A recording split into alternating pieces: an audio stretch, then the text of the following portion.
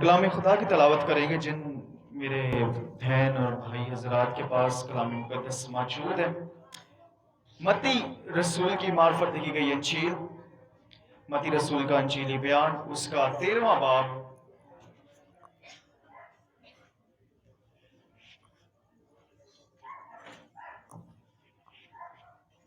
اور اس کی 31ویں آیت سے کلام مقدس کی تلاوت کریں گے۔ یہاں پہ درج ہے،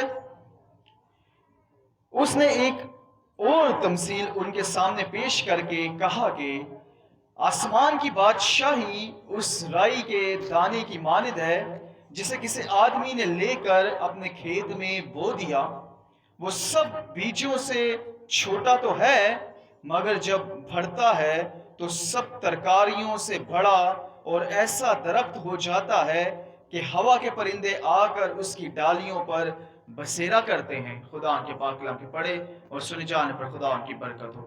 آئیے ایک بار پھر سے اپنے سر کو خدا کے حضور میں جھکائیں گے، اپنی آنکھوں کو بند کریں گے اور دعا کریں گے۔ خدا ان بزرگ آسمانی جلالی خدا رب الافواج، ہم تیرے حضور میں شکر گزار ہیں آج کے دن کے لیے جو تو نے ہماری زندگی میں بخشا، کہ اے خداوند ہم تیرے حضور میں حاضر ہوں۔ اے خداوند تیرے حضور میں پرستش کی گئی، وقت ہے کہ تیرے لوگ تیری زندہ آواز کے شیرما ہو۔ سو خداوند حاضرین جماعت کے ایک ایک فرد کو تیرے حضور میں دیتا ہوں۔ اے خدا اپنے آپ کو بھی تیرے تابع کرتا ہوں اس ایمان کے ساتھ کہ تو میرے دل، میرے سوچ اور میرے خیالات پر اپنے روح القدس کی حضوری کو جاری و ساری کر دے، تاکہ میں جو کچھ بولوں تیری پاک روح کی ہدایت سے بولوں۔ اے خدا حاضر جماعت کو اور اپنے آپ کو تیرے تابع کرتا ہوں۔ اے خداوند آج کا جو یہ بیانیہ تیرے لوگوں کے درمیان میں پڑھا گیا ہے، خدا ان کو سمجھنے کا گہرا شرف عطا فرما، اور اے خداوند حاضر جماعت کو اور اپنے آپ کو تیرے تابع کرتا ہوں خدا کے بیٹے خداوند یسوع مسیح ناصری کے نام سے، آمین۔ میرے سسو میں آپ کا زیادہ وقت نہیں لوں گا، اور اگر آپ اپنے جو ارد گرد کے تھوڑی دیر کے لیے جتنے بھی کام ہیں ان سب کاموں کو چھوڑ کے اگر آپ خدا کے کلام کی طرف ہی کانسنٹریٹ کریں گے تو یہ زیادہ بیٹر رہے گا ہمارے لیے، اور ہم مل کے اس کو سیکھیں گے۔ اور ایسا نہیں ہے کہ میں آپ کو سکھانے آیا ہوں، بلکہ میں آپ سے ابتدا میں بات کہہ رہا ہوں کہ ہم اس کو مل کے خدا کے کلام کو سیکھیں گے، اور یہ ہمارے لیے زیادہ بہتر رہے گا۔ اگر میں کہوں گا کہ صرف میں آپ سنیں گے اور میں سناؤں گا تو اس طرح سے نہیں ہوگا، بلکہ خدا کا روح ہے وہ آپ کو بھی سکھائے گا اور ہمیں بھی سکھائے گا۔ سو ہم مل کر خدا کی آواز کو سنتے ہیں۔ آج جو تمثیلی بیان آپ کے سامنے پڑھا گیا ہے، یہ جو میں نے حوالہ پڑھا یہ متی 13ویں باب سے ہے، اور آپ میں سے زیادہ تر لوگ یہ بات کو جانتے ہیں، بلکہ تمام تر لوگ اس بات کو جانتے ہیں کہ مسیح خداوند اپنی بشری خدمت کے اندر زیادہ تر بات تمثیلات کے اندر کرتا تھا، تاکہ لوگوں کو سمجھنے کے اندر آسانی پیدا ہو، لوگ آسانی سے سمجھ جائیں کہ خداوند سمجھانے کیا چاہتے ہیں۔ مثال کے طور پہ اگر وہ مچھیروں کے درمیان میں ہوتا تو کہتا کہ آسمان کی بادشاہی کس کی مانند ہے؟ جال کی مانند ہے۔ کسانوں کو بھی سمجھانے کے لیے بیج بونے والا بیج بونے نکلا۔ سو یہ ایک بالکل بہترین سٹینڈرڈ ہے کہ جس طرح جس سوچ اور جس خیالات کا انسان ہو اس کو وہاں پر اس کی پوزیشن پر آ کر سمجھایا جائے تو وہ اسے زیادہ اچھے طریقے سے سمجھ سکتا ہے، اور خداوند یہی پیٹرن استعمال کرتے تھے۔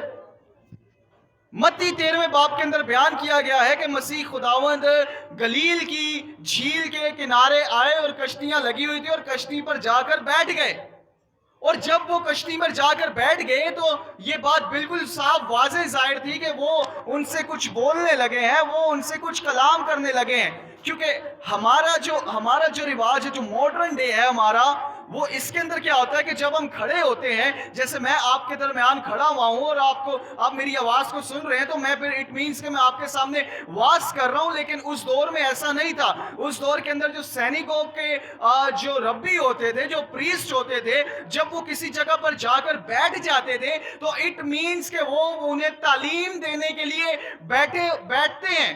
سو ان کے درمیان میں تعلیم دینی جب ہوتی تھی تو وہ جب بیٹھتے تھے تو اس وقت تعلیم دینے کے لیے بیٹھتے تھے، اور ہمارے آج کا جو ہمارا جو ماڈرن ڈے کلچر ہے اس کے اندر ہم کھڑے ہو کر خدا کا کلام سناتے ہیں، اور یہ بھی ایک اچھی بات ہے۔ سو مسیح خداوند وہاں پر بیٹھے اور انہیں آسمانی بادشاہت کے بارے میں بتانا شروع کیا، آسمان کی بادشاہت کے بارے میں تمثیلات بیان کرنی شروع کی، اور اس تمثیلات کے اندر خداوند نے ایک اور تمثیل بیان کی، اور وہ کیا بیان کی کہ آسمان کی بادشاہی کیسے ہے، ایک رائی کے دانے کے برابر ہے۔ آسمان کی بادشاہی کے کس سے تشبیہ دی؟ رائی کے دانے سے، مسٹرڈ سیڈ سے تشبیہ دی گئی۔ رائی کا دانہ مسٹرڈ سیڈ، اور مسٹرڈ سیڈ کے اس سے کیا اگتا ہے؟ اس سے اگتا ہے سرسوں کا جو بیج ہوتا ہے، جو سرسوں کا پودا اگتا ہے، پھر سرسوں کا تیل نکلتا ہے۔ مسٹرڈ سیڈ سے تشبیہ دی گئی۔ آسمان کی بادشاہی ایسے ہے، لکھا ہے کہ کسی شخص نے اپنے کھیت کے اندر آیا اور اس نے اپنے کھیت کے اندر آ کر ایک رائی کے دانے کا بیج بو دیا، اور لکھا ہے کہ وہ ابتدا کے اندر تو کیا تھا؟ سب سے کیا تھا؟ چھوٹا تھا، لیکن بڑھتا بڑھتا بڑھتا ایک کیا ہو گیا؟ تناور درخت ہو گیا، اور ایسا درخت ہو گیا کہ اس کے اوپر آ کے بعد ازاں پھر کیا کرنے لگے؟ پرندے بسیرا کرنے لگے۔ آج ان دو آیات کے متعلق ہم سیکھیں گے، اور چرچ اینیورسری کے متعلق ہم سیکھیں گے۔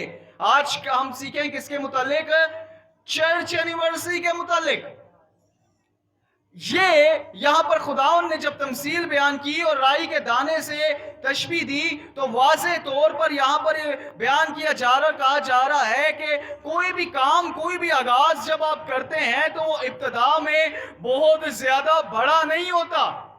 یہ لازمی نہیں ہے کہ آپ بہت زیادہ بڑے پروجیکٹ کے ساتھ اگر آپ کسی کام کو آغاز کرتے ہیں تو وہی بہت زیادہ سکسیڈ ہو سکتا ہے۔ یہ بات بالکل ہرگز لازم نہیں ہے۔ لکھا ہے کہ کسی نے آیا اور اس نے ایک بیج بو دیا اور اپنے کھیت کے اندر، اور کلام مقدس میں کیا بیان کیا گیا ہے؟ کلام مقدس کے اندر اسی متی اس کے 17ویں باب کے اندر بیان کیا گیا ہے کہ اگر کسی شخص کے اندر رائی کے دانے کے برابر ایمان ہوگا تو وہ کیا کرے گا؟ وہ کیا کہے گا؟ میرے ساتھ رہیے۔ اگر کسی شخص میں رائی کے دانے کے برابر ایمان ہوگا تو وہ کیا کہے گا کہ پہاڑ کو اپنی جگہ سے ہٹ جا، تو وہ کیا ہوگا؟ اپنی جگہ سے ہٹ جائے گا۔ یہی لکھا ہے۔ میں کوئی غلط تو نہیں پڑھ رہا۔ اگر میں غلط پڑھ رہا ہوں تو آپ اس کو بھی ٹھیک کریں، اور اگر میں صحیح پڑھ رہا ہوں تو آپ میرے ساتھ بیان تو کر سکتے ہیں، بول تو سکتے ہیں۔ ایسا تو نہیں ہے کہ آپ سن نہیں رہے، آپ سن بھی رہے ہیں۔ تو اگر کسی شخص کے اندر رائی کے دانے کے برابر ایمان ہو تو وہ کیا کرے؟ اس پہاڑ سے کہے تو وہ اپنی جگہ سے کیا ہو جائے گا؟ ہٹ جائے گا۔ کیا ہوگا؟ ہٹ جائے گا۔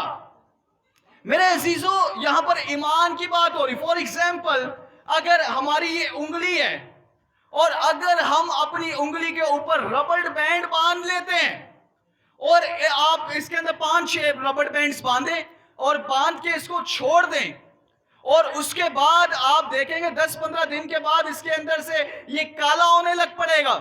اس کے اندر جو روانگی ہے خون کی وہ رک جائے گی، اور وہ ربڑ بینڈ باندھنے کے سبب سے شاید آپ کو جب اس کے اندر سے موومنٹ ختم ہو جائے گی تو آپ کو یہ کٹ کرنا پڑے گا، کاٹنا پڑے گا۔ میرے عزیزو، ایمان بھی اسی طریقے سے، ایمان آپ کو بچاتا ہے، اور گناہ اگر آپ نے اپنی زندگی کے اندر باندھ رکھا ہے تو وہ آپ کو کاٹنا پڑے گا، وہ آپ کو آگے نہیں لے جا سکتا، لیکن ایمان آپ کو بچا سکتا ہے۔ ایمان آپ کو ابدی بادشاہت میں لے کے جا سکتا ہے، اور مسیح خداوند نے اسی لیے کہا کہ اگر کسی شخص میں اس رائی کے دانے کے برابر ایمان ہے تو وہ پہاڑ کو کہے اور وہ ہٹ جائے گا۔ اٹ مینز کہ آپ ایمان کے وسیلہ سے بچ سکتے ہیں۔ اور رائی کے دانے سے تشبیہ اس لیے دی گئی کیونکہ وہ اس وقت فلسطین کا جو علاقہ تھا اس کے اندر سب سے چھوٹا بیج یہی رائی کا دانہ تھا۔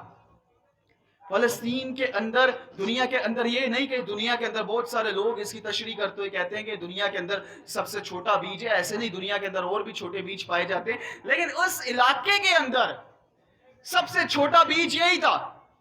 خداوند یہ سکھانا چاہتا ہے کہ آپ کچھ بوتے ہیں، وہ چھوٹا ہوتا ہے اور پھر وہ بڑھتا ہے، پھر وہ پروان چڑھتا ہے۔ اگر کسی شخص نے انجیل کا یہاں پہ تقابلی جائزہ لیا ہو تو یہی تمثیل جس وقت مرکز چوتھے باب کے اندر بیان کی گئی ہے تو اس سے پہلے ایک اور تمثیل لکھی ہے اور وہاں پہ درج ہے کہ کسی نے آ کر بیج بویا، رات کو بیج بویا اور صبح وہ بیج کیا ہو گیا؟ پھل گیا، صبح وہ درخت بن گیا اور اس کو پھر کاٹے جانے لگا۔ میرے عزیزوں، کلیسیا بھی اسی طرح سے، اب ہم اپنے مضمون کی طرف آتے ہیں، کلیسیا چرچ بھی اسی طرح سے ہے۔ چرچ پلانٹیشن کو جس وقت ہم سیکھتے ہیں تو یہ ایک چھوٹا سا بیج ہوتا ہے جس کو بویا جاتا ہے اور پھر ایک تناور درخت کی صورت یہ اختیار کرتا ہے۔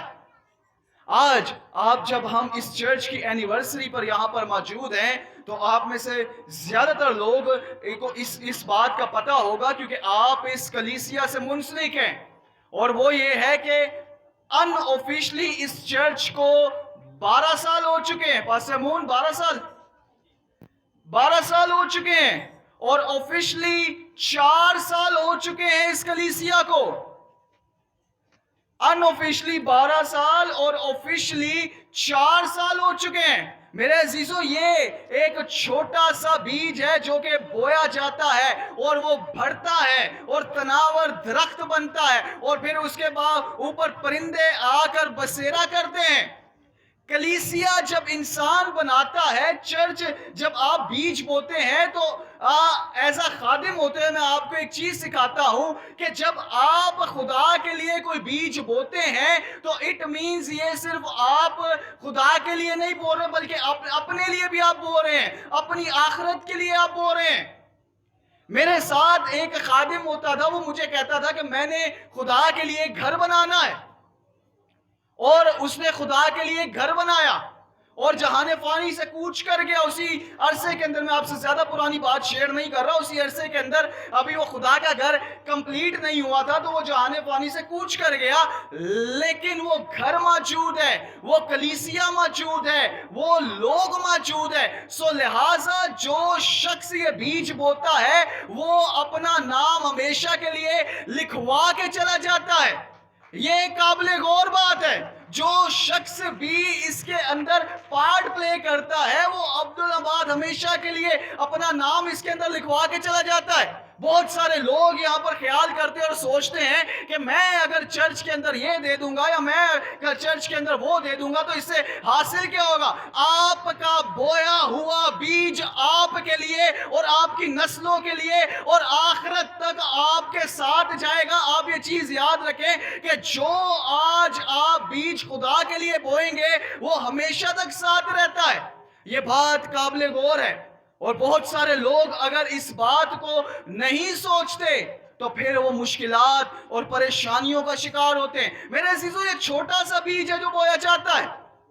کلیسیا جس وقت ابتدا میں پروان چڑھ رہی تھی تو بالکل ٹائنی سی تھی، چھوٹی سی تھی، مشکلات اور پریشانیوں کا شکار تھی، پرسیکیوشن کا شکار تھی۔ بالا خانہ کی ایک چھوٹی سی جماعت تھی جو کہ مل کر دعا کیا کرتی تھی۔ ابتدائی چرچ، ابتدائی کلیسیا کو اگر ہم دیکھیں تو یروشلم کے اندر بالا خانہ، اس بالا خانے کے اندر ایک چھوٹی سی جماعت تھی جو کہ مل کر کیا کیا کرتی تھی؟ دعا کیا کرتی تھی، عبادت کیا کرتی تھی، اور پھر وہاں سے ایکسٹینڈ ہونا شروع ہو گئے، بڑھنا شروع ہو گیا، کام آگے جانا شروع ہو گیا، اور پھر وہ کام یہودیہ، سامریا اور پھر زمین کی انتہا تک آج ہم یہاں پر اسی کام کا پرچار کر رہے ہیں۔ میرے عزیزوں، یہ وہ بیج ہے جو کہ بویا جاتا ہے۔ جب آپ خدا کو لے کر کوئی درد رکھتے ہیں اور پھر خدا اس کو بڑھاتا ہے، خدا اس کو انکریز کرتا ہے۔ میں آج آپ کو اپنی گواہی دیتا ہوں تھوڑی دیر کے لیے، میں آپ کو شخصی بات بتا رہا ہوں، یہ میں آپ کو بالکل وثوق کے ساتھ بتا رہا ہوں۔ ابتدائی خدمت اور پھر اس کے بعد جس وقت میں نے خدمت کا آغاز نہیں کر لیا تھا اور اس کے بعد جب خدمت میں بڑھ رہا تھا تو ایسا تھا کہ اس وقت کوئی جگہ نہیں تھی جہاں پر جا کر خدا کی آواز کو سنایا جائے۔ چرچ نہیں تھا، پلیس نہیں تھا، پلیٹ فارم نہیں تھا، تو آواز کو کہاں پر جا کر سنائیں؟ سو میں آپ کو ایک چھوٹی سی گواہی پیش کرتا ہوں، اور خادم کے لیے جو سب سے جو مشکل بات ہوتی ہے وہ یہ ہوتی ہے کہ آپ خادم کو آپ روٹی پانی اس کا بند کر دیں، آپ اس کا مال بند کر دیں، آپ اس کا سب کچھ بند کر دیں، وہ برداشت کر جائے گا. لیکن اگر آپ خادم کو اگر آپ کلام سنانے سے روک دیں گے نا، خدا کی آواز سنانے سے آپ اگر اس خادم کو روک دیں گے تو اٹ مینس وہ سروائیو نہیں کر پائے گا، وہ رہ نہیں پائے گا. سو میں بینگ اے پاسٹر، اس وقت کوئی چرچ نہیں تھا، گڈ فرائیڈے کا دن تھا. سو ایز اے جذبات انسان کے اجاگر ہوتے ہیں، اور میں نے کیا کیا، میں نے اپنے بالا خانہ اوپر کا کمرہ گیا، دروازہ بند کیا، گون پہنا، شول پہنا، اور ساتوں کلمے دیواروں کو سنا دیے. آئی ایم ناٹ جوکنگ، ساتوں کلمے دیواروں کو سنا دیے. اس کے بعد کافی وقت تک نہ کوئی کلیسیا ہونے کی وجہ سے، نہ کوئی لوگ ہونے کی وجہ سے، کافی دیر تک یہی کلام، میرا کلام آج تک تبدیل نہیں، یہی بائبل ہے، یہی کلام پکڑ کے کافی دیر تک دیواروں کو کلام سناتا رہا. یشوع بیان کرتا ہے کہ یہ پتھر تمہارے کیا ہیں؟ گواہ ہیں، کیونکہ انہوں نے ان آوازوں کو سنا ہے. اور میرے عزیزوں، جو آواز اس وقت بند کمرے میں دیوار کو سنائی جاتی تھی، آج سووں کے اندر، ہزاروں کے اندر اور مختلف کلیسیاؤں کے اندر وہ آواز سنائی جاتی ہے. اور یہ خداوند کے نام کو عزت اور جلال اور یہ سارا کام خدا کرتا ہے. یہ تمام تر کام خدا کے وسیلہ سے ہوتے ہیں. سو یہ جو بیج جو بویا جاتا ہے یہ ہمیشہ چھوٹا سا ہوتا ہے. اور کلام کیا بیان کرتا ہے کہ تیرا آغاز تو کیا ہے؟ چھوٹا ہے، لیکن تیرا انجام کیا ہوگا؟ چھوٹا نہیں ہوگا. آپ سب نے پڑھا ہے نا، تیرا آغاز چھوٹا ہے لیکن تیرا انجام چھوٹا نہیں ہوگا. ایوب کی کتاب کے اندر یہ بات درج ہے. جب آپ اس بات کو دیکھتے ہیں تو یہ بیج جب زمین میں ڈالا جاتا ہے، پھر یہ بڑھنا شروع ہوتا ہے، آغاز ہونا شروع ہوتا ہے، اور ایک وقت ایسا آتا ہے کہ یہ تناور درخت کی حیثیت اختیار کر جاتا ہے. پرندے آتے ہیں، اس پر آ کر بسیرا کرتے ہیں. اور یہ میرے عزیزوں ایک چرچ کی حالت ہے، ایک کلیسیا کی حالت ہے. اس بیج کو بویا جاتا ہے لیکن کاٹنے کے لیے نہیں بویا جاتا.